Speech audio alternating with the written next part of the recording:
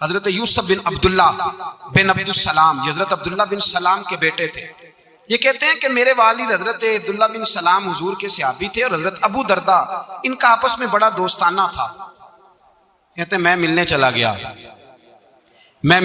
گیا، حضرت سیدنا ابو دردہ بیمار تھے، تیمارداری کرنے گیا۔ کہتے ہیں میں جب گیا تو مجھ سے کہنے لگے بھتیجے تو کیسے آ گیا؟ میں نے کہا آپ کا اور میرے ابا جی کا یارانہ بڑا تھا، دوستی نبھانے آیا ہوں، تو آپ پر آخری وقت تھا، نزع کا عالم تھا، میں نے کہا کوئی نصیحت کرے۔ تو حضرت ابو دردہ کہنے لگے بیٹا مجھ پر وہ وقت ہے کہ بہت بڑا جھوٹا بھی اس وقت میں سچ ہی بولتا ہے، اس وقت میں سچ بولتا ہے، سچ۔ آپ فرمانے لگے میں رسول اللہ کا غلام رہا ہوں، ابو بکر صدیق کا مشیر رہا ہوں، فاروق اعظم کا مشیر رہا ہوں، میں نے صحابہ کے ساتھ وقت گزارا ہے، جاتے جاتے تجھے نصیحت کر رہا ہوں، پلے سے باندھ لینا۔ حضرت یوسف بن عبداللہ بن سلام کہنے لگے حضور کہیے۔ فرمانے لگے بیٹا سجدہ کبھی نہ چھوڑنا، سجدہ نہ چھوڑنا۔ حضور کیا ملتا ہے؟ فرمایا میں نے اپنے نبی سے سنا ہے کہ بندہ رب کے سب سے زیادہ قریب اس وقت ہوتا ہے جب اس نے اپنا سر سجدے میں رکھا ہوتا ہے، اللہ کے قریب ہوتا ہے۔ کہاں ہوتا ہے؟ بول کے بتائیے، اس بات کو سمجھیے۔ فرمایا جب کسی نے سر رکھا ہو نا سجدے میں، مٹی پہ، صاف پہ، سیمٹ پہ، اس نے مسجد میں سر سجدے میں رکھا ہو تو یہ سر اس نے سجدے میں نہیں رکھا ہوا، یہ تو اس کا رب کے قریب چلا گیا سر۔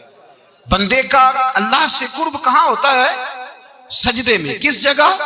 اس لیے حضور نے فرمایا سجدے میں دعائیں زیادہ قبول ہوتی ہیں، سجدے میں دعائیں زیادہ قبول ہوتی ہیں۔ بندگی کی لذت، سرور، کیف، اس کے ذائقے۔ حضرت احنف بن قیس تابعی ہیں، صحابی کے شاگرد ہیں، فرماتے ہیں میں مسجد اقصی میں گیا، فلسطین میں مسجد اقصی میں، ایک شخص کو میں نے دیکھا، بڑا نورانی چہرہ اس کا، اور بڑا اس کے وجود کے اندر عجیب سی کشش، خوشبو دور تک پھیلی ہے۔ وہ بندہ نہ نماز نہیں پڑھ رہا تھا، سجدے ہی کرتا جا رہا تھا، ایک سجدہ، دوسرا سجدہ، تیسرا سجدہ، اور سجدہ کرتا تو دیر تک سجدہ کرتا، پھر سجدہ کرتا تو دیر تک۔ کہتے ہیں جب وہ فارغ ہوا تو میں نے گزارش کی، میں نے کہا بزرگوں ایک بات پوچھنے کو دل کرتا ہے۔ انہوں نے کہا پوچھو۔ کہنے لگے آپ اتنے سجدے کیوں کرتے ہیں؟ کہتے ہیں میں نے پوچھا تو بزرگوں نے رونا شروع کر دیا، اتنا روئے کہ ہچکی بد گئی۔ پھر میں نے کہا حضور میں نے کوئی غلط بات پوچھ لی، آپ تو پریشان ہو گئے۔ کہنے لگے پھر رونے لگے۔ میں نے پھر کہا حضور آپ، میں نہیں پوچھتا سوال، کرتے پھر رونے لگے۔ 3 دفعہ روئے تو کہنے لگے سنو میں رسول اللہ کا صحابی ہوں، میں نبی پاک کا، میں نے اپنے حبیب سے سنا ہے کہ جب کوئی بندہ رب کو ایک سجدہ کرتا ہے تو اللہ اس کے گناہ معاف کرتا ہے، ایک سجدہ کرتا ہے تو اللہ کیا کرتا ہے؟ بولیے، اللہ گناہ بھی معاف کرتا ہے، رب اسے نیکی بھی عطا کرتا ہے، اور اپنی بارگاہ میں اس کا درجہ بھی بلند فرماتا ہے۔ ایک سجدہ اور 3 فائدے، گناہ بھی معاف ہوئے، نیکی بھی ملی، اور درجہ بھی بلند ہوا۔ کہتا یہ کہہ کہ بزرگ پھر رونے لگے۔ جب وہ خاموش ہوئے میں نے کہا حضور اگر ناراض نہ ہوں تو مجھ پر تو کیفیت ہی عجیب طاری ہو گئی ہے، آپ کے اس رنگ نے میرا بھی رنگ بدل دیا ہے، پوچھ سکتا ہوں آپ کون ہیں؟ پوچھ سکتا ہوں آپ کون ہیں؟ کہتے جب میں نے سوال کیا تو انہوں نے پھر آنسو پونچھے، کہنے لگے میں رسول اللہ کا نوکر ابو ذر غفاری ہوں، میں ابو ذر غفاری ہوں، میں اپنی زندگی سجدے میں بتانا چاہتا ہوں، میں وقت اللہ کے حضور سجدہ کر۔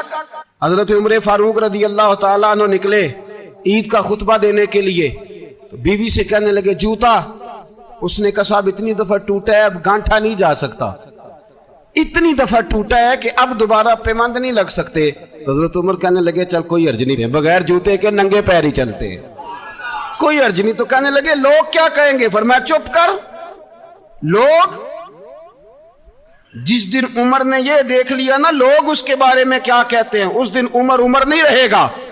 تو کہا پھر آپ کا نظریہ کیا ہے؟ فرمایا میرا نظریہ یہ ہے کہ رب رسول میرے بارے میں کیا کہتے ہیں، لوگوں کا کیا ہے؟ لوگ کل کسی کے بارے میں کچھ کہتے ہیں اور پرسوں کچھ کہتے ہیں، میرا نظریہ یہ ہے کہ رب رسول میرے بارے میں ننگے پیر عمر جا رہے ہیں۔ کون جی؟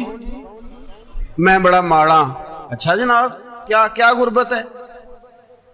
10 قسم کے جوڑے لٹکے ہوئے ہیں کمرے میں، اور پہننے کی فرصت نہیں، سویرے کیا پہننا ہے، شام کیا پہننا ہے، 15 سوٹ کٹھے استری ہو کے لانڈری والا بھیج رہا ہے، اور تو غریب ہے، تو بہت بڑا غریب ہے۔ اس لیے کہ غربت پیسوں کی وجہ سے نہیں ہوتی، غربت تو دل کی ہوتی ہے۔ تو واقعی بڑا غریب ہے اور تو غریب ہی رہے گا۔ امیر تو عمر فاروق تھے، عمر فاروق تھے جو ننگے پاؤں چلے گئے عید کی نماز پڑھانے، تو رستے میں جو ملا کہنے لگا عمر جوتا تو پہن لو۔ فرمایا تمہیں عمر کا جوتا نہ پہننے کا نقص تو نظر آیا ہے، کوئی حرج نہیں، اگر عمر کو کبھی بتانا ہوا تو وہ والا نقص بتانا جو عمر کی سیرت میں پیدا ہو، کردار میں پیدا ہو، وہ والا نقص بتانا، یہ چھوڑو جوتے آتے جاتے رہتے۔ ننگے پاؤں گئے۔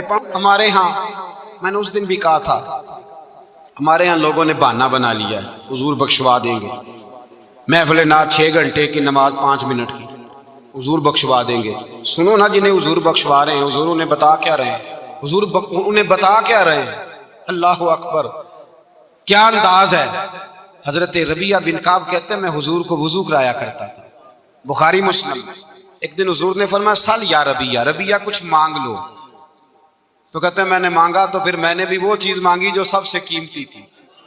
میں نے کہا حضور جنت میں وہ والا مکان چاہیے جس کی دیوار کے دوسری جانب آپ کا حجرہ انور ہو، جس کی دوسری سائڈ پہ آپ کا گھر ہو، تو اڈی میری کاند سانجی ہو گئی، وہ والا مکان چاہیے۔ نبی پاک نے فرمایا جا تجھے دیا، جا تجھے، بولیے جا تجھے، کمال ہو گئی، جا تجھے دیا۔ کون دیتا ہے؟ دینے کو منہ چاہیے، دینے والا ہے سچا ہمارا، میں جا تجھے دیا۔ ایک میری بات یاد رکھنا، حضور کیا فرمایا؟ اپنی زندگی میں سجدے زیادہ کرنا۔ کیا زیادہ کرنا؟ چلو سارے بولے ایک دفعہ، کیا کرا؟ کیا زیادہ کرنے؟ تو حضور بھی فرماتے ہیں میرا جنت میں پڑوسی وہ ہوگا جو سجدے زیادہ کر کے آئے گا۔ تو میرے بھائی اگر تو سجدہ ہی نہیں کرتا، تو اس لذت سے ہی ناشنا ہے، نماز جلدی کی، باقی سارے کام لیٹ کے، مسجدوں میں بیٹھے ہیں لوگ، خوش گپیاں چل رہی ہیں، بڑے بڑی لمبی، نماز کا وقت آیا تو چھوٹی ہو گئی، فٹافٹ کرو۔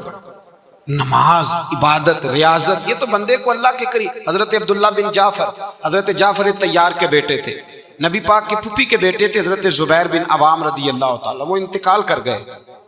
ان کا جب وصال ہوا تو 10 لاکھ دینار کا قرضہ تھا ان پر، اور جو زمین انہوں نے چھوڑی وہ زمین بنجر تھی۔ لو سن لے، جن پر قرضہ چڑھا ہوا ہے وہ نسخہ بھی سن لے، جن پہ قرضے ہیں نا، جو تنگ دست ہیں، جو روز رکے بھیجتے ہیں دعاؤں کے کہ بڑی پریشانیاں، وہ وظیفہ سنیں، وہ وظیفہ سنیں۔ ہمارے زمانے میں وظیفے لینے کا رواج نہیں، تویز لینے کا رواج ہے۔ لینا چاہیے، تویز بری چیز نہیں، اچھی چیز ہے، لیکن زیادہ کام برکت والا کیا ہے؟ اللہ اللہ کرنا۔ کیا کام ہے؟ سجدہ کرنا برکت والا کام ہے۔ حضرت عبداللہ بن جعفر طیار کہتے ہیں میں نے قرضہ لینا تھا زبیر بن عوام سے، وہ وصال کر گئے، میں ان کے بیٹے کے پاس گیا، عبداللہ بن زبیر کے پاس۔ میں نے کہا پیسے لینے تھے، کہا بالکل لینے ہیں، میرے ابا جی مجھے وصیت کر کے گئے، لکھ کے گئے کہ یہ پیسے دینے، اور وہ یہ لکھ کے گئے ہیں، میں زندگی بھر کوشش کرتا رہا ہوں، ادا نہیں ہو سکے، بیٹا تیری ذمہ داری ہے میرے قرضے ادا کرنا۔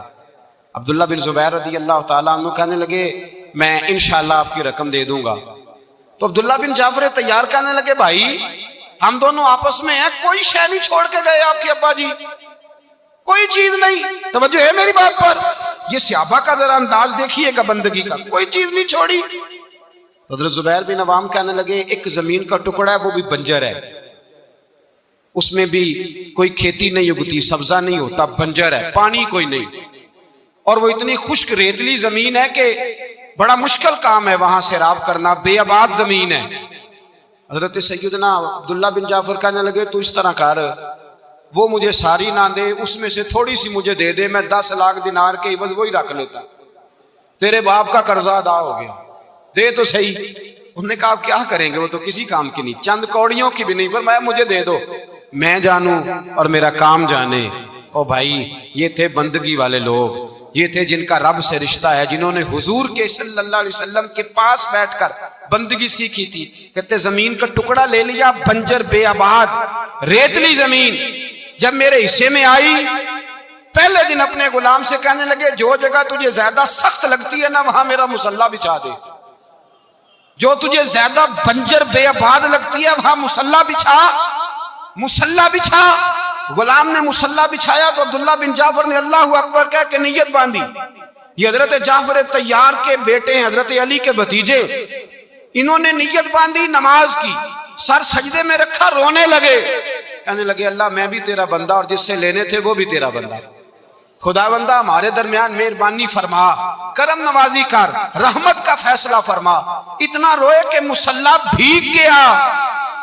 کہتے اتنا تڑپ رہے تھے کہ صحابہ اکٹھے ہو گئے ان کے گرد, مصلی بھیگ گیا.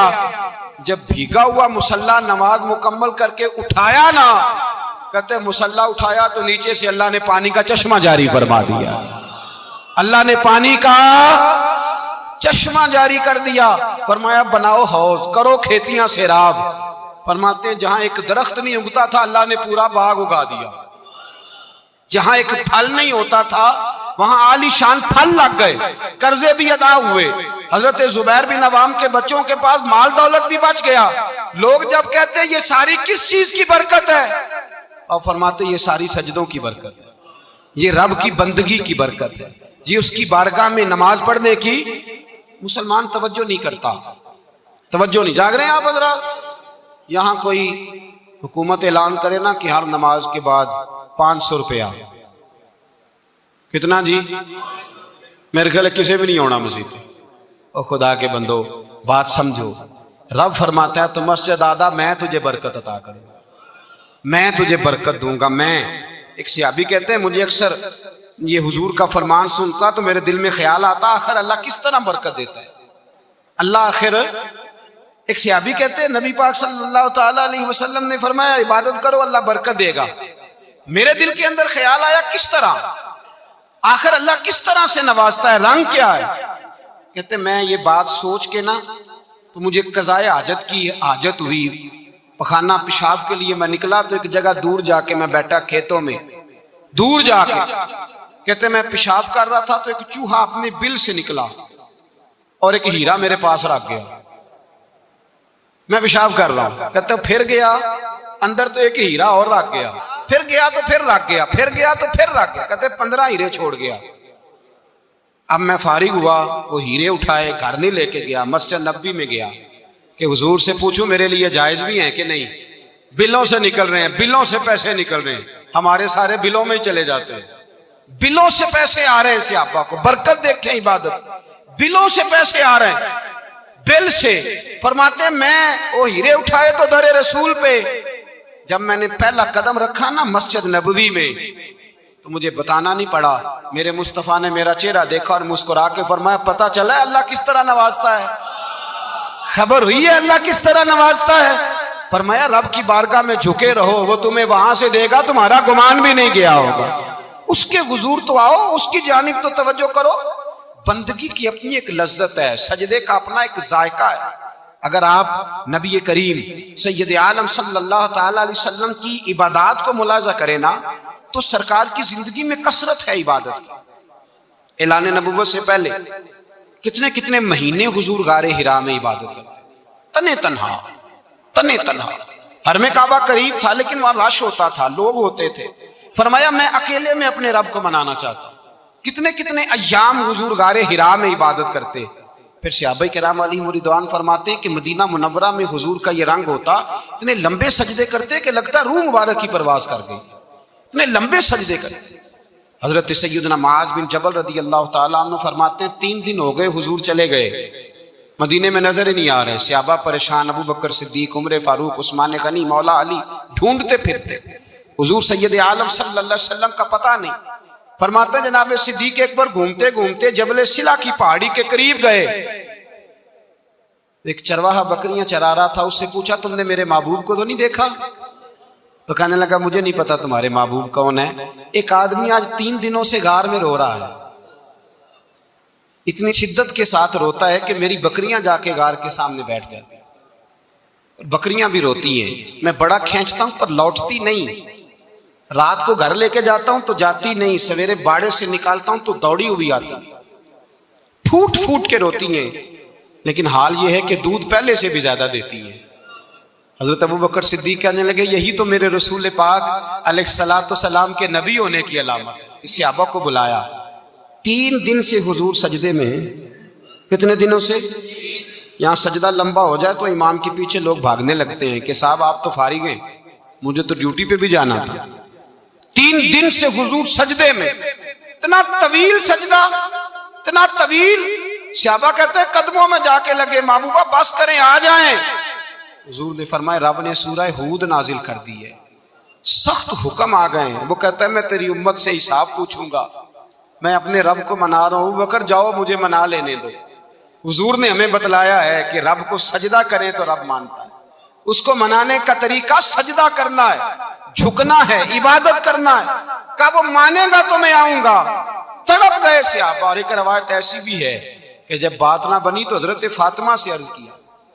حضرت فاطمہ شام کا سناٹا چھایا، اپنے آپ کو کپڑوں میں لپیٹا، دائیں بائیں شہزادوں کے لیا تو حضور کی بارگاہ میں گئیں، کہنے لگی محبوبہ بس کریں گھر آ جائے، مدینہ سونا ہو گیا ہے، مسجد نبی کی دیواریں بھی روتی ہیں، یا رسول اللہ ستون مجھ سے آپ کا پوچھتے ہیں، گھر آئیں۔ نبی پاک نے فرمایا فاطمہ تو بھی دعا کر، میں بھی دعا کرتا ہوں۔ حضرت فاطمہ بھی ساتھ والے کونے میں سجدے میں گر گئیں، پھر دعا ہوئی، پھر التجا ہوئی۔ حضرت جبریل آئے، کہنے لگے محبوبہ رب کہتا ہے سار اٹھاؤ، وَلَسَوْفَ يُؤْتِيكَ رَبُّكَ فَتَرْضَىٰ، اللہ فرماتا ہے میں آپ کو اتنا دوں گا کہ آپ مجھ سے راضی ہو جائیں گے۔ تو حضور تو سجدے کے عالم میں۔ حضرت سیدنا عبد الرحمن ابن عوف کہتے ہیں میں حضور کے ساتھ تھا، ہم مسجد نبی سے نکلے تو سامنے ایک باغ آیا، حضور فٹافٹ گئے اور باغ میں سر سجدے میں رکھ دیا، دیر تک حضور نے سجدہ کیا، اتنا لمبا کہ جیسے کسی کی روح پرواز کر گئی۔ کہتے میں حضور فارغ ہوئے تو عرض کی حضور اتنے لمبے سجدے کی وجہ؟ تو فرمایا میرے پاس جبریل آئے تھے اور انہوں نے کہا یا رسول اللہ رب کہتا ہے آپ کا جو امتی ایک بار درود پڑے گا اللہ اس پہ 10 رحمت